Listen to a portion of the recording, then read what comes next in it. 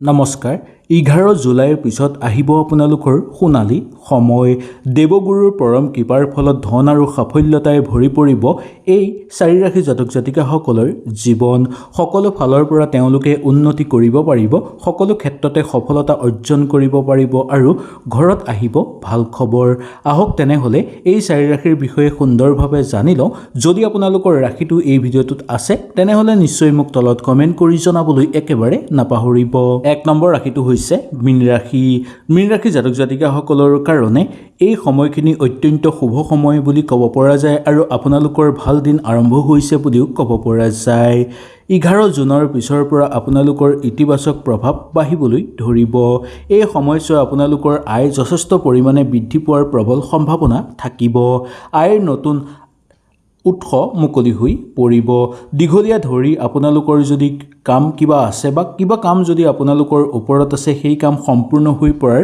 যোগ থাকিব পুৰণি ঋণৰ পৰা মুক্তি লাভ কৰিবলৈ সক্ষম হ'ব আপুনি সঞ্চয় বৃদ্ধি কৰিবলৈও সক্ষম হ'ব এই সময়খিনি আপোনালোকে আপোনালোকৰ নিজৰ পূৰ্বপুৰুষৰ সম্পত্তি লাভ কৰাৰ ক্ষেত্ৰত যথেষ্ট লাভৱান হৈ পৰাৰ যোগ দেখিবলৈ পাব সামগ্ৰিকভাৱে এই সময়খিনি আৰ্থিক স্থিতি আপোনালোকৰ উন্নত হৈ পৰিব পিতৃ মাতৃ স্বাস্থ্যও আগতকৈ অনুকূল হৈ পৰাৰ যোগ দেখিবলৈ পাব দাম্পত্যৰ ক্ষেত্ৰত সুন্দৰ হিচাপে পাৰ হ'ব ব্যৱসায়িক বাণিজ্যৰ লগত জড়িত লোকসকলৰ কাৰণে আয় মাত্ৰা বৃদ্ধি পাবলৈ ধৰিব আৰু সঞ্চয়ৰ সংখ্যাও বৃদ্ধি পাব অবান্তিক খৰচৰ মাত্ৰা আপোনালোকৰ কমি আহিবলৈ ধৰিব ধৰ্মীয় ক্ষেত্ৰত এটাৰ পিছত আনটো সুযোগ লাভ কৰিব প্ৰেমৰ ক্ষেত্ৰত আপোনালোকৰ শুভ হৈ পৰিব নিবনুৱাসকল বা নতুনকৈ কাম বিচাৰি থকা লোকসকলৰ কাৰণে কৰ্মপ্ৰাপ্তিৰ যোগ দেখিবলৈ পোৱা যাব এটাৰ পিছত আনটো সুযোগ সুবিধা আপোনালোকৰ জীৱনলৈ নামি অহাৰ প্ৰবল সম্ভাৱনা দেখিবলৈ পোৱা যায় মীন ৰাশি জাতক জাতিকাসকলৰ কাৰণে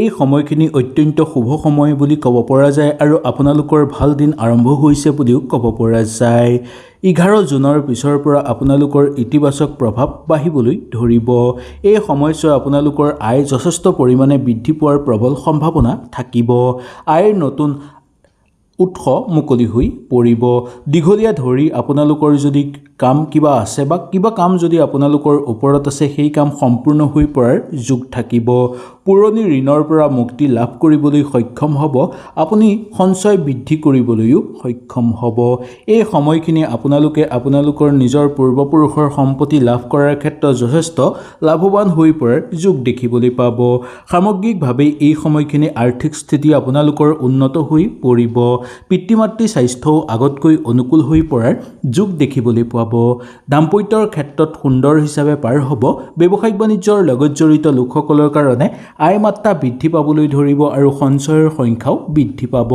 অবান্তিক খৰচৰ মাত্ৰা আপোনালোকৰ কমি আহিবলৈ ধৰিব ধৰ্মীয় ক্ষেত্ৰত এটাৰ পিছত আনটো সুযোগ লাভ কৰিব প্ৰেমৰ ক্ষেত্ৰত আপোনালোকৰ শুভ হৈ পৰিব নিবনুৱাসকল বা নতুনকৈ কাম বিচাৰি থকা লোকসকলৰ কাৰণে কৰ্মপ্ৰাপ্তিৰ যোগ দেখিবলৈ পোৱা যাব এটাৰ পিছত আনটো সুযোগ সুবিধা আপোনালোকৰ জীৱনলৈ নামি অহাৰ প্ৰবল সম্ভাৱনা দেখিবলৈ পোৱা যায় 2 নম্বৰ ৰাশিটো হৈছে সিংহ ৰাশি জাতক জাতিকাসকলৰ জীৱনত অতি ইতিবাচক পৰিৱৰ্তন পৰিবলৈ গৈ আছে নতুন ব্যৱসায় আৰম্ভ কৰিবলৈ যদি আপোনালোকে চিন্তা কৰিছে তেনেহলে এই সময়খিনি অত্যন্ত শুভ বুলি বিবেচিত হৈছে কৰ্মচাৰীৰ পদোন্নতিৰ যোগ দেখিবলৈ পোৱা যায় দৰমহা বৃদ্ধিৰ প্ৰবল সম্ভাৱনা দেখিবলৈ পাব আপুনি আপোনালোকৰ হাতৰ মুঠিত আপোনালোকে সফলতা কঢ়িয়াই আনিব পাৰিব দীঘলীয়া ক্ষেত্ৰত কঠোৰ পৰিশ্ৰমৰ ফল লাভ কৰিব পাৰিব আৰু বহু প্ৰত্যাশিত সফলতা আপোনালোকৰ জীৱনলৈ অহাৰ যোগ দেখিবলৈ পাব অতীতত কৰা বিনিয়োগৰ পৰা আপোনালোকৰ হঠাৎ লাভ বৃদ্ধি হোৱাৰ যোগ দেখিবলৈ পোৱা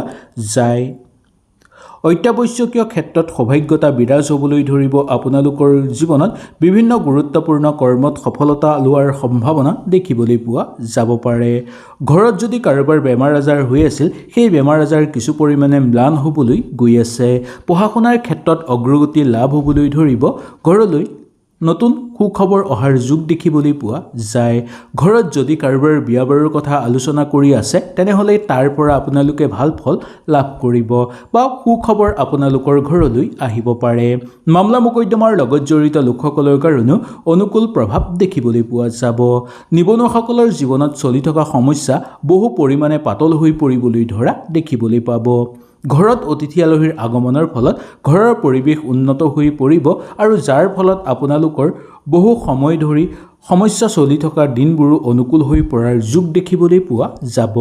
৩ নম্বৰ ৰাশিটো হৈছে ধনুৰাশি। ধনুৰাশিৰ জাতক জাতিকাসকলৰ কাৰণে নতুন আৰম্ভণিৰ সময় বুলি ক'ব পৰা যায় আৰু নতুন প্ৰচেষ্টাত অতি শুভ ফল বুলি গণ্য কৰিব পৰা যায়। এই সময়খিনি ডাঙৰ বিনিয়োগৰ সিদ্ধান্ত লোৱাৰ ক্ষেত্ৰত আপোনালোকৰ যথেষ্ট লাভজনক হৈ পৰিব। কৰ্মক্ষেত্ৰত এক সম্পূৰ্ণ নতুন প্ৰগতি পথ আপোনালোকৰ মুকলি হৈ পৰিব। আপুনি দীঘলীয়া ধৰি অংশীদাৰী কামত যদি জড়িত হৈ আছে তাৰ পৰা উচিত ফল লাভ কৰিব পাৰিব। আপোনালোকে কঠোৰ পৰিশ্ৰমৰ সঠিক প্ৰশংসা লাভ কৰিব পাৰিব আৰু ফলস্বৰূপে আপোনালোকৰ আৰ্থিক অৱস্থাও অধিক শক্তিশালী হৈ পৰাৰ যোগ দেখিবলৈ পোৱা যাব। পৰিয়ালবৰ্গৰ লগত চলি থকা সমস্যাবোৰ ম্লান হৈ পৰিবলৈ ধৰিব আৰু লগতে পৰিয়ালৰ পৰা সহযোগিতা লাভ কৰিব পাৰিব। বন্ধুবৰ্গ বা আত্মীয়ৰ পৰা সহায় সহযোগিতা আপোনালোকৰ লাভ হ'ব, যাৰ ফলত মনত শান্তি বৃদ্ধি পাবলৈ ধৰাৰ যোগ দেখিবলৈ পোৱা যাব। ঘৰ পৰিয়ালৰ ক্ষেত্ৰত আপোনালোকৰ উন্নত পৰিৱেশ দেখিবলৈ পোৱা যায়। কৰ্মক্ষেত্ৰত চলি থকা সমস্যাবোৰ সমাপ্ত হৈ পৰিবলৈ ধৰিব। বন্ধুবৰ্গৰ লগত থাকোঁতে বন্ধুৰ পৰা সহায় সহযোগিতা লাভ কৰিব। দাম্পত্য জীৱন আপোনালোকৰ অনুকূল হৈ পৰিব। নতুনকৈ ঘৰত মূল্যৱান সম্পদ অহাৰ প্ৰবল যোগ দেখিবলৈ পোৱা যাব। শিক্ষাৰ মানদণ্ড বৃদ্ধি পাবলৈ ধৰিব। প্ৰেমত শুভ দেখিবলৈ পায়। কেৰিয়াৰৰ ক্ষেত্ৰত অনুকূল হিচাপে পাৰ হ'ব। নিবনুৱাসকলৰ কাৰণে কৰ্মপ্ৰাপ্তিৰ যোগ দেখিবলৈ পোৱা যাব। অচিনাকি ব্যক্তিৰ পৰা পোনপটীয়াভাৱে আপোনালোকৰ সহায় হ'বলৈ গৈ আছে আৰু প্ৰশাসনিক বিষয়াসকলৰ পদোন্নতিৰ যোগ দেখিবলৈ পোৱা যাব। মাটি বাৰী বা সা সম্পত্তিক লৈ যদি কিবা বিবাদ চলি আছিল, সেই বিবাদো আপোনালোকৰ জীৱনৰ পৰা নোহোৱা হৈ পৰিব। ৪ নম্বৰটো হৈছে মেঘ ৰাশি। মেঘ ৰাশিৰ লোকসকলৰ কাৰণে এই সময়খিনি অত্যন্ত শুভ আৰু মূল্যৱান সময় বুলি ক'ব পৰা যায়। এই সময়খিনি কেতিয়াও অপব্যয় আপোনালোকে নকৰিব। এই সময়খিনি আপোনালোকৰ কাৰণে যথেষ্ট উপকাৰী। দীৰ্ঘদিন ধৰি পৰিয়ালত চলি থকা যিকোনো পুৰণি বিবাদ বা পৰিয়ালৰ মাজত চলি থকা বিবাদ সমাধান হোৱাৰ প্ৰবল সম্ভাৱনা আছে। আৰ্থিক অৱস্থা আপোনালোকৰ বহুখিনি উন্নত হৈ পৰিব।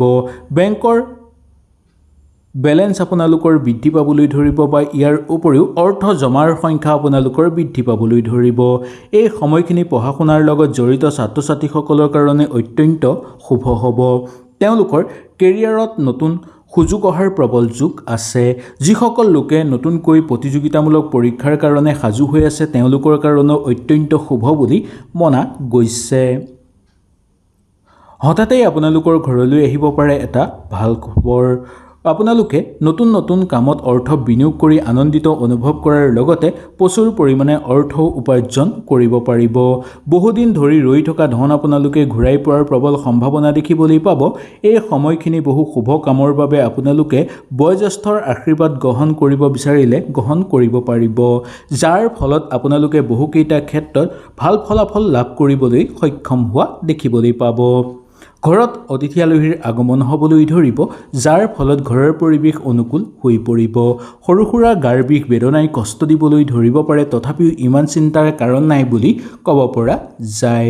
চাকৰিয়ালসকলৰ পদোন্নতিৰ যোগ দেখিবলৈ পোৱা যাব। ব্যৱসায়িক বাণিজ্যৰ লগত জড়িত লোকসকলৰ কাৰণেও অনুকূল হিচাপে পাৰ হ'ব। প্ৰেমৰ ক্ষেত্ৰত শুভ দেখিবলৈ পোৱা যায়। সন্তানক লৈ আনন্দ অনুভৱ কৰিব পাৰিব আপোনালোকে। হয়তো এই ভিডিঅ'টোৰ যোগেদি আপোনালোকে সুন্দৰভাৱে বুজি পালে। কিবা অসুবিধা পালে নিশ্চয় মোক তলত কমেণ্ট কৰি জনাব। তেনেহ'লে আজিলৈ আপোনালোকৰ ওচৰৰ পৰা বিদায় লৈছোঁ। কালিলৈ পুনৰ আপোনালোকক লগ পোৱাৰ প্ৰতিশ্ৰুতিৰে আজিলৈ নমস্কাৰ।